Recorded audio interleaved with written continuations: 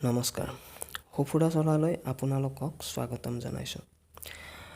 বৰ্তমান ফলাফলৰ বতৰ, সেয়া মেট্ৰিকেই হওক নহয়বা হওক হায়াৰ ছেকেণ্ডাৰী। যদিহে আপোনাৰ সন্তানটিয়েও পৰীক্ষা দিছে, তেন্তে অধীৰ আগ্ৰহেৰে আপুনি ৰৈ আছে ফলাফললৈ। আৰু এই সময়ত আপোনাৰ কৌতূহল হয়তো কোনেও নুবুজিব। তেন্তে আহকচোন এই বিষয়ে কিছু কথা পাতোঁ আজি।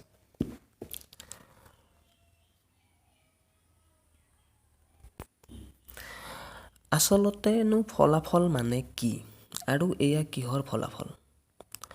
আপোনাৰ সন্তানটিয়ে পৰীক্ষাৰ বহীখনত কিছু কথা লিখাৰ বিনিময়ত আমাৰ সন্মানীয় যিসকল উচ্চ শিক্ষিত শিক্ষক আছে, তেওঁলোকে কিছুমান মন্তব্য তথা মূল্যাংকন দিয়ে আৰু সেইখিনিকে আমি কওঁ ফলাফল বুলি। কিন্তু আমি বহুতেই এই ফলাফলকে গোটেই জীৱনৰ ফলাফল বুলি ভুল কৰোঁ। যিটো সঁচা অৰ্থত ভুলেই নহয়, আচলতে আপুনি আপোনাৰ সন্তানটিৰ প্ৰতি কৰা ই এক অন্যায়। আহকচোন এই কথাখিনি দুটা দিশত আমি আলোচনা কৰোঁ।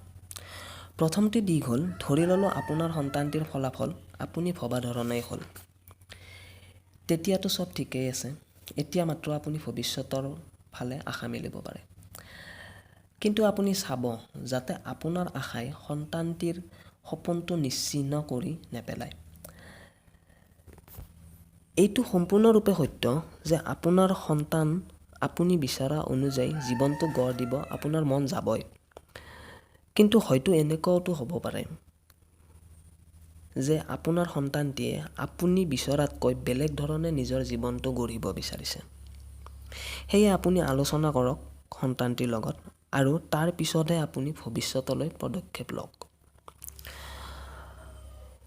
আমাৰ দ্বিতীয়টি দিশ হ'ল, যদিহে আপোনাৰ সন্তানটি আপুনি বিচৰা ধৰণে পৰীক্ষাত ফলাফল দিবলৈ সক্ষম হোৱা নাই, বুজিছোঁ, তেতিয়া আপোনাৰ বহুত দুখ লাগিব আৰু হয়তো আপুনি খঙতে গালি-গালাজো কৰিব। কিন্তু এয়া হয়তো সঠিক নহ'ব। ফলাফল বেয়া হ'ব পাৰে, কিন্তু আপুনি এটাই চাব যে এয়া মাত্ৰ এটা পৰীক্ষাৰহে ফলাফল, জীৱনৰ নহয়। জীৱনত এনেকুৱা আৰু হেজাৰ হেজাৰ পৰীক্ষা আহিব। পৰীক্ষাৰ ফলাফল বেয়া হৈছে কাৰণ হয়তো সন্তানটিয়ে কিতাপৰ জ্ঞানখিনি আয়ত্ত কৰিব পৰা নাই।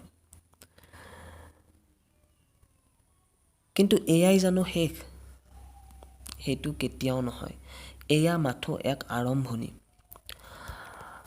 আপুনি যদি ইতিহাসলৈ চায়, এনেকুৱা বহুজন লগ পাব যিয়ে কিতাপ, স্কুল আৰু কলেজৰ পৰীক্ষাত সফল হ'ব পৰা নাছিল।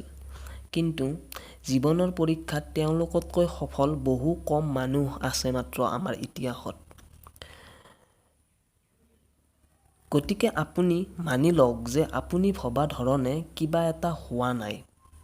আৰু এজন অভিভাৱক নহয়, এজন বন্ধুৰ দৰেকৈ সন্তানটিৰ লগত কথাখিনি আলোচনা কৰক। আপুনি আপোনাৰ সন্তানৰ দুৰ্বলতাখিনি সকলোতকৈ ভালকৈ বুজি পাব। গতিকে সেইখিনি আপুনি সন্তানটিৰ লগত মিলি সমাধান কৰিবলৈ চেষ্টা কৰক আৰু সন্তানটিক ভৱিষ্যতলৈ আগবাঢ়ি যোৱাত সহায় কৰক। এনেকুৱা আপুনি যেতিয়া কৰিব, তেতিয়া এজন দায়িত্বশীল অভিভাৱকৰ ভূমিকা পালন কৰা হ'ব।